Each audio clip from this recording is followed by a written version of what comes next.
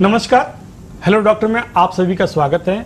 पत्रिका के इस हेलो डॉक्टर सवाल जवाब स्पेशल में हम लोग आज बात करेंगे आहार और पोषण से जुड़े जो दर्शकों ने सवाल भेजे हैं। हमारे साथ एक खास मेहमान जुड़ चुकी हैं, अंजलि फाटक जी। मैम, आपका बहुत बहुत स्वागत है। नमस्कार। आप क्लिनिकल न्यूट्रिशनिस्ट हैं और आपको 25 वर्षों से अधिक का अनुभव है और आपने जो पोषण वाली पढ़ाई है उसमें आपने पीएचडी की है। आप योगा और वेलनेस की एक्सपर्ट भी हैं। साथ ही आप nutrition society of India, Indian डाइटिस्ट एसोसिएशन जयपुर चैप्टर में भी आप मेंबर हैं और कई सारे जो ऐसी सोसाइटियां हैं उसकी आप पदाधिकारी भी हैं। तो मैम शुरू करते हैं जो सवाल दर्शकों ने भेजे हैं। जो पहला सवाल है, उनका कहना है कि क्या आप बता सकते हैं कि वजन कम करने के लिए किस प्रकार की डाइट का प्लान करें जो असरदार हो, और क्या कुछ विशेष आहार हैं जिनसे वजन घटाने में मदद मिलती है? नीतू है मुंबई से। जी नीतू जी, देखिए, यदि आपका वेट मतलब आपको वेट रिड्यूस करना है तो सबसे पहला उसमें स्टेप रहेगा कि आप किसी भी योगा सेंटर्स में या फिटनेस सेंटर्स में जाकर के अपना बॉडी कंपोजिशन एनालिसिस कराएं, जिससे आपको पता चलेगा कि आइडियली आपको कितना वेट लॉस करना है। आपके बीएमआई के अकॉर्डिंग, मतलब आपका वेट जो है, आपका बीएमआई है, उसके अकॉर्डिंग आपको पता चलेगा कि कितना आप ओवरवेट हैं और उसको आपको रिड्यूस करना है। फिर सेकंड स्ट्रेटेजी आती है आपकी डाइट प्लान की। डाइट प्लान के लिए आप न्यूट्रिशनिस्ट से संपर्क कर सकते हैं वहां पर। जो भी आपका जो डाइट रहेगा उसमें आपके डाइट में मोस्टली आपको फाइबर कंटेंट बहुत अच्छा रखना है, और जितना भी हो सकता है प्रोटीन्स का कंटेंट आपके डाइट में बढ़ाइए। जैसे कि दालें खाइए या दूध लीजिए अपने डाइट के अंदर, और कर्ड खाइए, बटर मिल्क रखिए, और जितने भी आपके सीजनल वेजिटेबल्स हैं उनको आप अपने डाइट में रखिए। कार्बोहाइड्रेट यदि ले रहे हैं आप चपाती वगैरह, तो आपको उसको कॉम्प्लेक्स फॉर्मेट में लेना है, कॉम्प्लेक्स कार्ब्स के फॉर्मेट में, जिसमें कि आपका फाइबर कंटेंट बहुत अच्छा होता है। कुछ डाइटरी आपको चेंजेस करने हैं, जैसे कि प्रोसेस फूड्स हैं, फास्ट फूड्स हैं, इनको आप डाइट से पूरी तरह से रिमूव करिए। शुगर कम खाइए, या रिस्ट्रिक्ट कर सकते हैं तो शुगर कम कर सकते हैं, और सॉल्ट की मात्रा भी अपने डाइट में कम रखिए। और बाहर के खाने में फास्ट फूड, प्रोसेस फूड्स के साथ में आपको अल्ट्रा प्रोसेस चीजें, या बार बार यदि आप बाहर से कोई चीजें ऑर्डर करते हैं तो उसकी भी मात्रा अपने को कम करनी पड़ेगी। तो ये तो हुआ ये डाइट की बात। इसके अलावा आपको आपका लाइफस्टाइल भी चेंज करना पड़ेगा। उसमें आपका स्लीपिंग पैटर्न भी आ गया, क्योंकि यदि डाइट के साथ, प्रॉपर डाइट के साथ यदि आपका स्लीपिंग पैटर्न ठीक नहीं है तो भी आपका वेट लॉस नहीं होगा।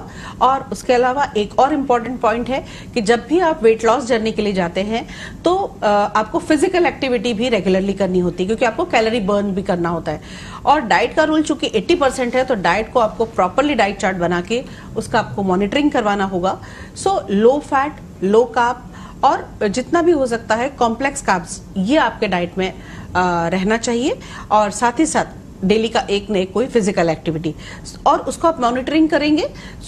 रेगुलरली आपको अपना जो भी अचीव कर रहे हैं वो पता चलता रहेगा। जी, अच्छा, जैसे वजन कम करने की जब बात आती है तो लोग एक्सरसाइज और खान पान तो कम करते हैं, लेकिन दिन में कई बार वो अपने जाके आपने कहा ना वजन चेक करना जी, तो ये वजन चेक करने के दिन में 4 बार 5 बार करना, ये क्या सही है क्या? नहीं, ये बिल्कुल भी ठीक नहीं है। इससे कई बार आपको स्ट्रेस भी हो सकता है। आपको यदि वजन चेक करना है तो उसका आइडियल टाइम है अर्ली मॉर्निंग, जब आप बिल्कुल एम्प्टी स्टमक हो, तब आप वेट को चेक कर सकते हैं।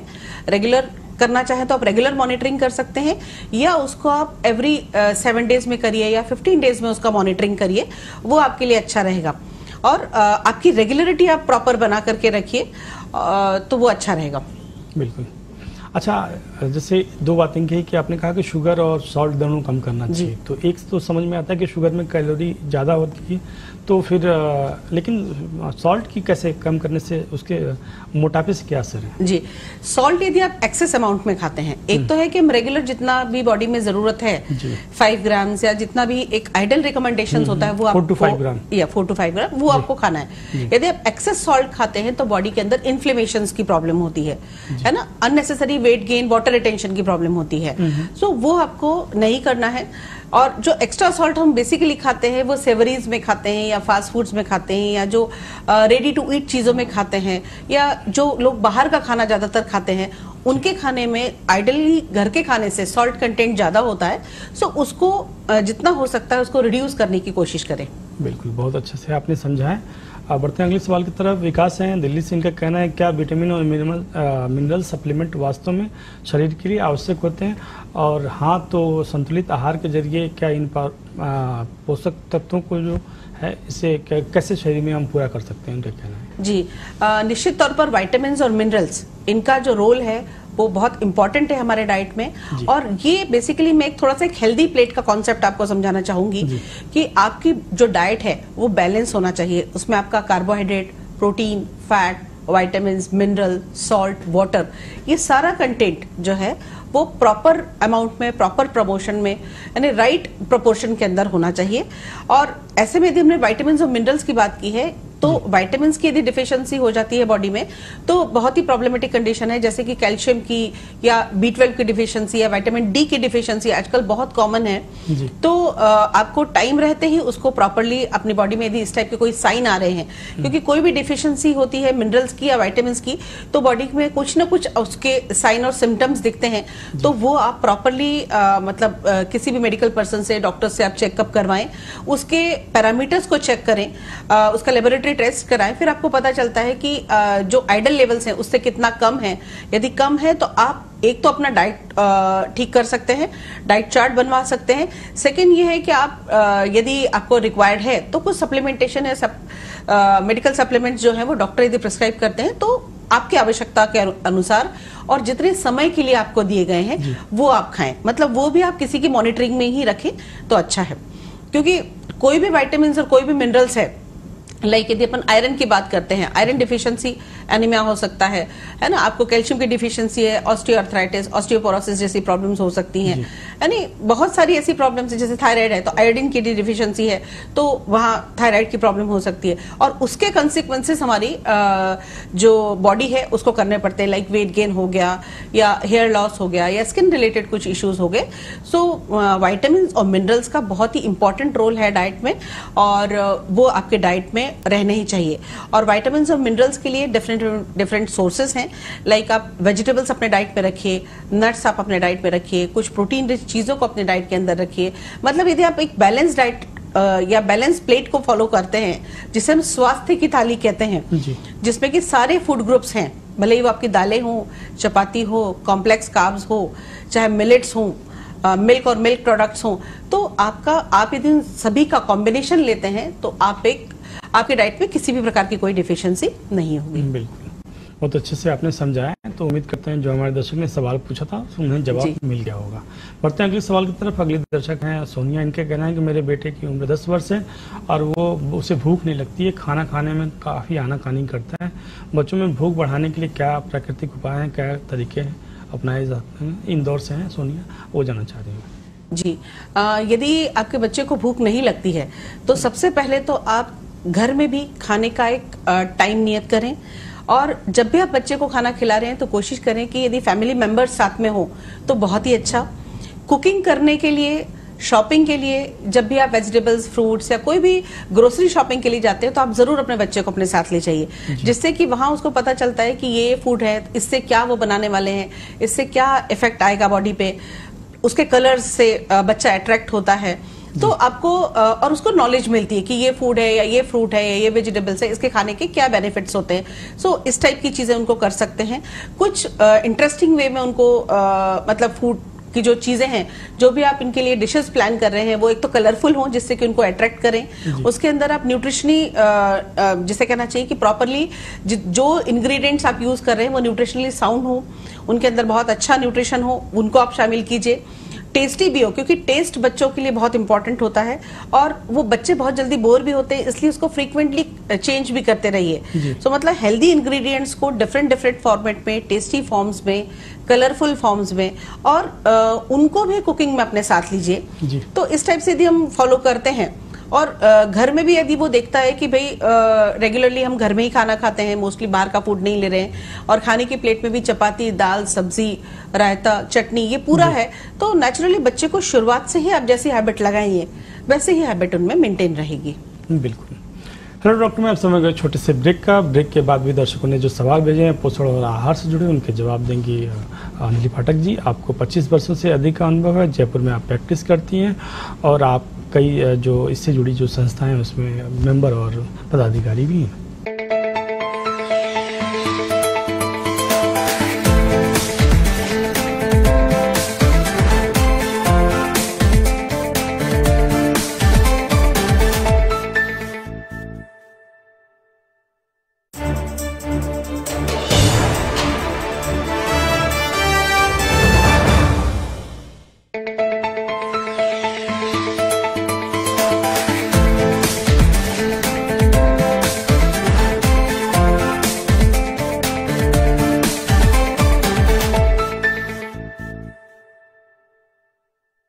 ब्रेक के बाद आप सभी का फिर से स्वागत है। हम लोग बात कर रहे थे आहार और पोषण से जुड़ी जो जोड़े सवाल जो दर्शकों ने भेजे हैं। हमारे साथ मौजूद हैं डॉक्टर अंजलि पाठक जी, आप आहार और पोषण विशेषज्ञ हैं।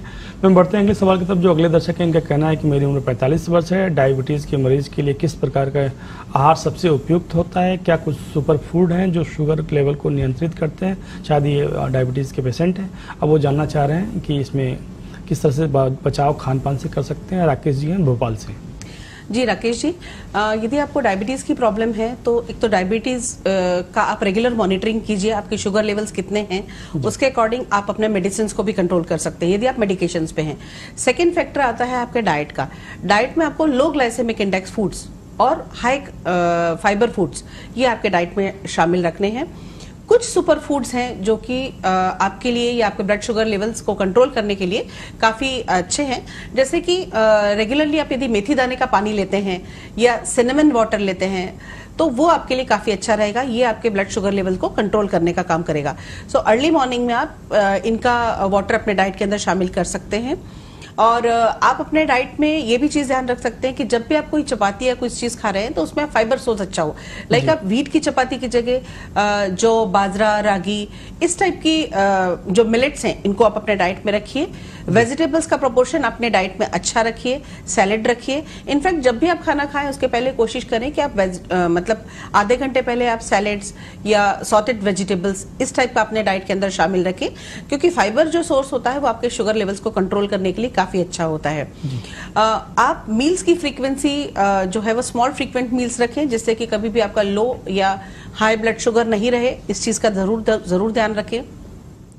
डायबिटीज की जो पेशेंट होते हैं उनको अपने डाइट में सबसे इंपॉर्टेंट चीज है टाइम का ध्यान रखना कि आप रेगुलर टाइमिंग्स पे ही खाना खाएं, क्योंकि स्लीप पैटर्न और रेगुलर टाइमिंग्स यदि आप फॉलो नहीं करते हैं तो भी आपके मतलब शुगर लेवल्स पे काफी फ्लक्चुएशंस आ सकते हैं।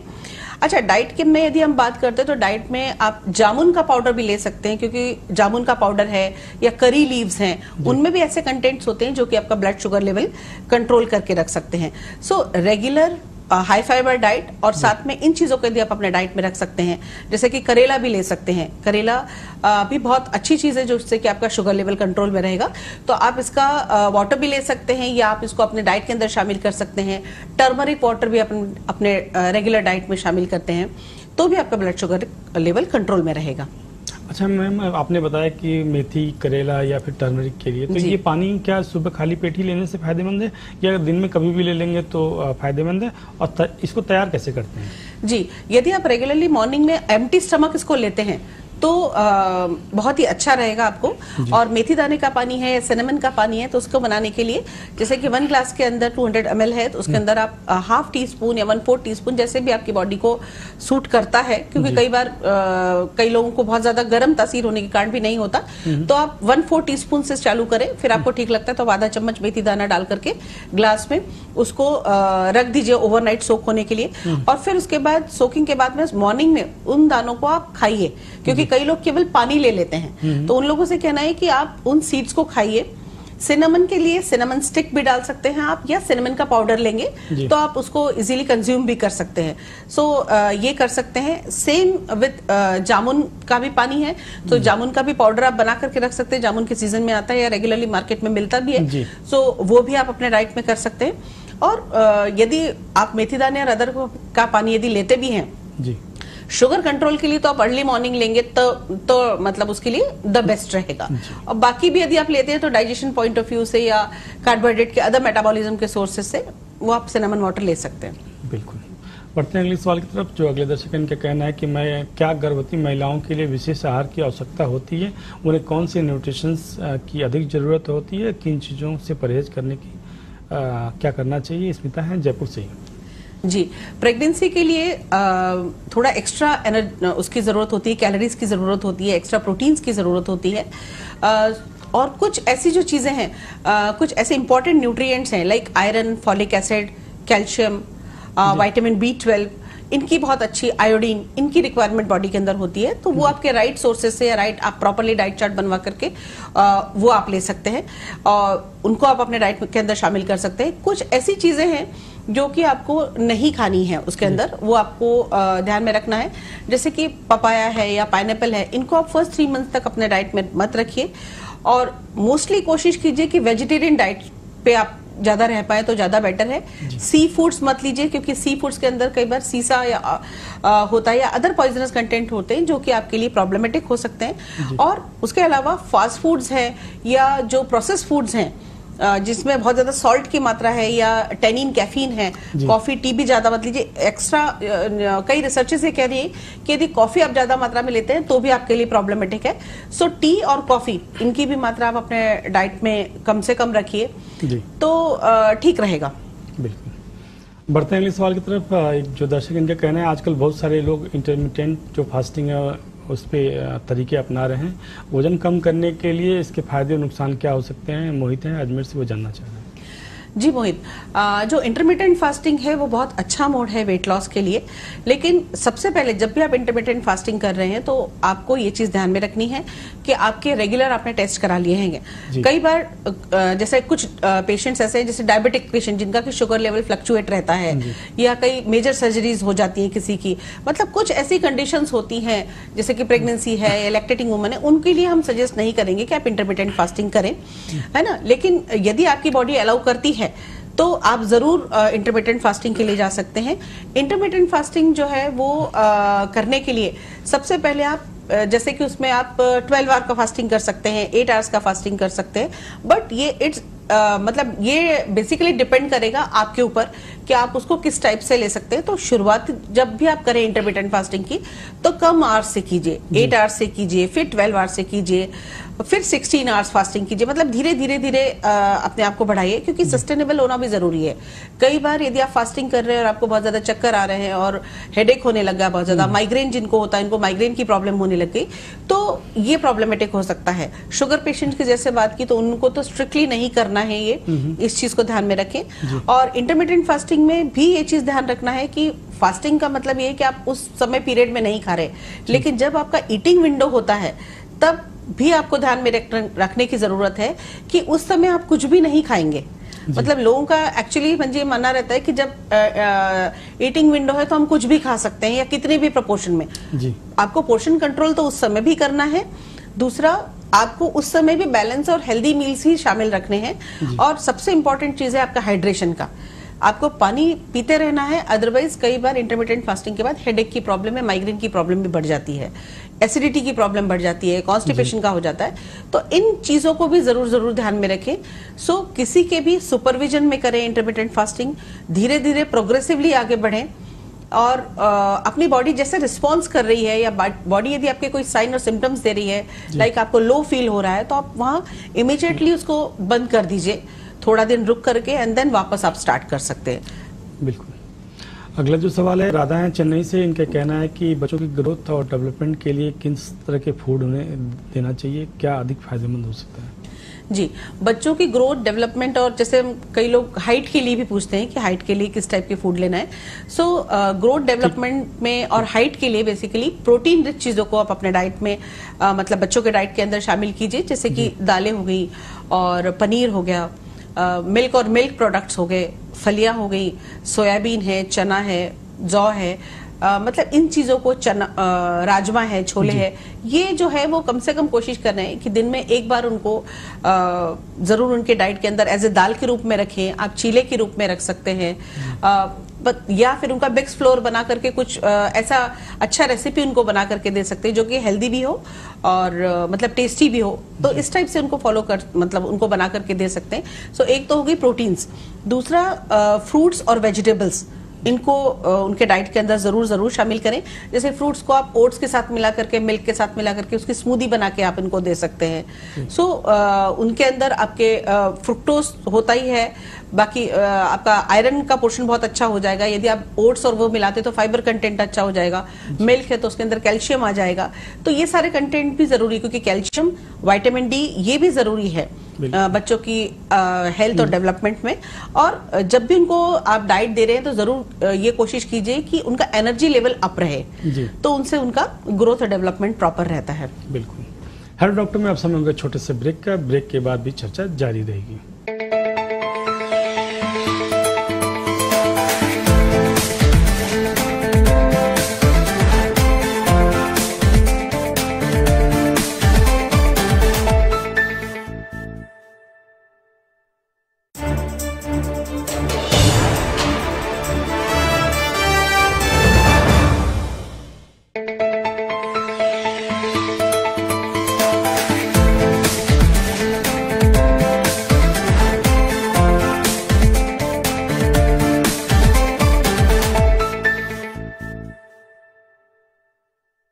ब्रेक के बाद आप सभी का फिर से स्वागत है। सवाल जवाब स्पेशल शो में हम लोग बात कर रहे थे आहार और पोषण के से जुड़े दर्शकों ने जो सवाल भेजे, जवाब दे रही हैं डॉक्टर अंजलि पाठक जी।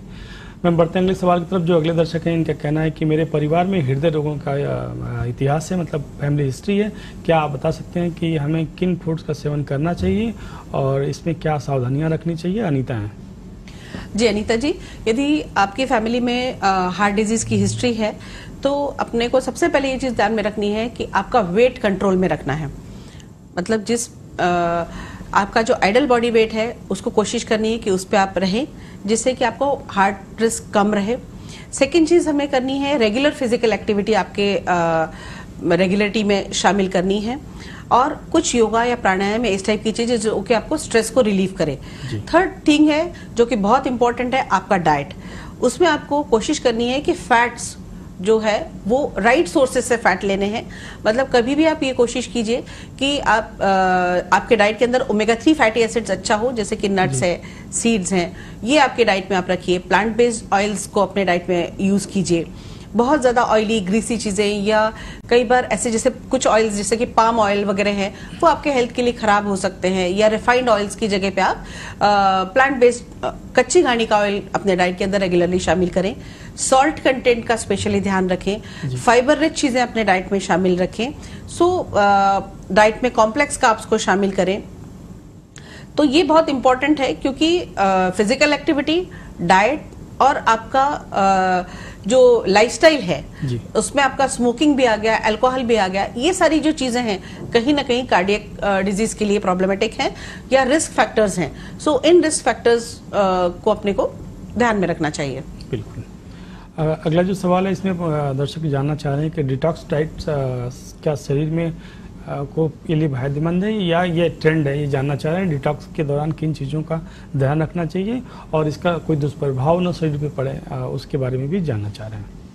जी, डिटॉक्स डाइट जो है बहुत ही इम्पोर्टेंट है, बहुत अच्छी डाइट है, लेकिन हेमंत जी बॉडी का अपना एक खुद का मैकेनिज्म है और जो कि अपने आप को डिटॉक्स करती ही रहती है। वो स्पेशली जो लिवर है वो बॉडी में डिटॉक्सिफिकेशन का काम करता ही रहता है। सो बॉडी इटसेल्फ अपने आप में डिटॉक्स करती है, लेकिन ये वाटर्स यदि आप अपने डाइट में शामिल करते हैं, जो डिटॉक्स से रिलेटेड जो भी फूड्स हैं, स्पेसिफिकली हम डिटॉक्स वाटर्स में यूज करते हैं, जैसे कि लेमन वाटर हो गया या जीरा का पानी हो गया या अजवाइन वाटर हो गया, सौंफ का पानी हो गया या लेमन जिंजर हो गया, इस टाइप की जो भी चीजें हम डिटॉक्स वाटर्स में काम लेते हैं, क्लियर लिक्विड्स काम में लेते हैं, सो वो बॉडी में बॉडी के जो टॉक्सिन्स है उनको दूर करने के तो काम आते ही हैं, जिससे कि बॉडी अंदर से क्लीन हो जाती है और न्यूट्रिएंट का एब्जॉर्प्शन बढ़ जाता है।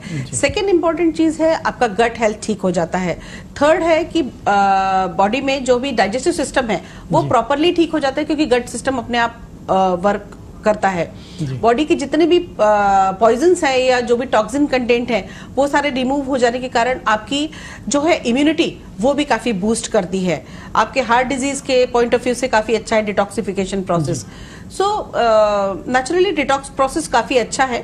और एक आपने पूछा था कि डिटॉक्स, शायद आपका क्वेश्चन था कि कौन कौन से डिटॉक्स वाटर्स हम यूज कर सकते हैं, ऐसा? नहीं, मतलब वो साइड इफेक्ट ना हो इसलिए नहीं। कोई भी चीज की आपको अति नहीं करनी है। जैसे कि डिटॉक्स वाटर्स यदि आप ले रहे हैं, बहुत ज्यादा नहीं लेना है, क्योंकि ये आपके बेसल मेटाबॉलिक रेट को भी बढ़ाने का काम करते हैं। तो कोशिश कीजिए आप 3 से 4 ग्लास 5 ग्लास, इससे ज्यादा आप बहुत ज्यादा डिटॉक्स वाटर्स नहीं लें, क्योंकि कोई भी चीज की अति करना कभी भी ठीक नहीं है। जैसे कि कुछ लोग ग्रीन टी हैं, ग्रीन टी वेट लॉस के लिए या मेटाबॉलिज्म के लिए काफी अच्छा है, लेकिन लोग बाग 3 से 4 5 डिटॉक्स मतलब ग्रीन टीज लेने लग जाते हैं। सो बॉडी भी डिहाइड्रेटेड हो जाती है, कई बार पानी बॉडी से बहुत ज्यादा ड्रेन्ड आउट हो जाता है। तो उन चीजों को भी अपने को ध्यान में रखना है कि बहुत किसी भी चीज का नहीं करना, अति किसी भी चीज नहीं करना, बैलेंस इज द की। बिल्कुल। बढ़ते हैं अगले सवाल की तरफ। दर्शक इनका कहना है कि मेरी उम्र 29 वर्ष है, पिछले 5 साल से मेरा वजन 46 किलोग्राम है और इसे अधिक करना चाह रहा हूँ, लेकिन हो नहीं रहा है।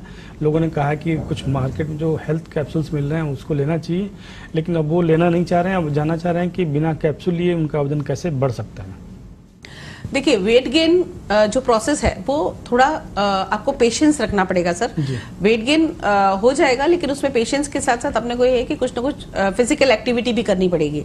डाइट तो है ही, डाइट का रोल तो इम्पोर्टेंट है ही, लेकिन आपकी फिजिकल एक्टिविटी आप रेगुलरली करते तो उससे भी आपका मसल गेन होता है। कुछ चीजें जो कि आपको अपने डाइट में रेगुलरली शामिल करनी है, चूंकि ये एक रेगुलर और थोड़ा धीरा प्रोसेस है, तो आपको कंटिन्यूस हो सकता है 6 मंथ 7 मंथ 8 मंथ करना पड़े उस प्रोसेस को, तब कहीं जाकर के एक तो सबसे पहले आपका डाइट का जो शेड्यूल है वो आप सुधारें। जो भी यदि आप बाहर का फूड ज्यादा खा रहे हैं या पानी का कंजम्पशन आपकी डाइट में कम है या आपका डाइजेस्टिव सिस्टम वीक है, तो उसको पहले ठीक करें। स्पेसिफिकली गट हेल्थ, क्योंकि सारा न्यूट्रिएंट का जो एब्जॉर्प्शन है वो गट से होता है, तो आपका पेट सबसे इंपॉर्टेंट है, वो सबसे पहले ठीक होना चाहिए। उसके अलावा आप वेट गेन करने के लिए प्रोटीन से रिच चीजें अपने डाइट में जरूर शामिल करें, क्योंकि वो भी तभी आप रख सकते हैं जब आपका गट ठीक हो, तो वो आपको डाइजेस्ट होती चलेंगी। कुछ चीजें जैसे कि आप अपने डाइट के अंदर बॉइल्ड पोटैटो रख सकते हैं, सेगो को रख सकते हैं, स्मूदीज को रखिए, जैसे कि नट्स का और ओट्स का स्मूदी आप बना करके होल कंडेंस्ड मतलब जो होल मिल्क है, फुल फैट मिल्क है, उसके साथ ले सकते हैं।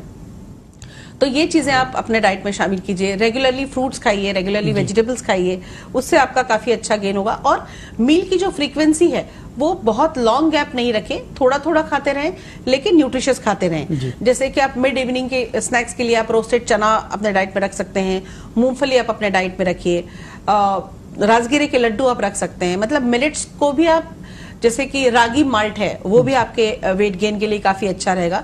तो ऐसी बहुत सारी चीजें हैं जो कि आप वेट गेन के लिए इन अ नेचुरल मैनर कर सकते हैं, लेकिन अपना बेसल मेटाबॉलिक रेट बढ़ाने के लिए आप रेगुलर फिजिकल एक्टिविटी को भी रखें, जिससे डाइजेस्टिव सिस्टम भी आपका प्रॉपरली वर्क करे और एज वेल न्यूट्रिएंट का एब्जॉर्प्शन भी रहे। बिल्कुल।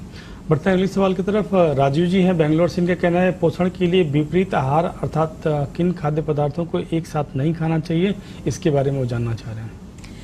देखिए, कुछ जो फूड्स हैं वो कॉन्ट्राडिक्टरी होते हैं, लाइक जैसे हम मिल्क के साथ में खट्टे फलों को खाते हैं तो आपका डाइजेस्टिव सिस्टम खराब हो जाता है, बॉडी के अंदर कई बार टॉक्सिन्स पैदा हो जाते हैं, पॉइजनस कंटेंट हो जाता है, क्योंकि वो एक दूसरे के साथ अपोजिट होते हैं, है ना। तो वो चीजें अपने को नहीं करनी है।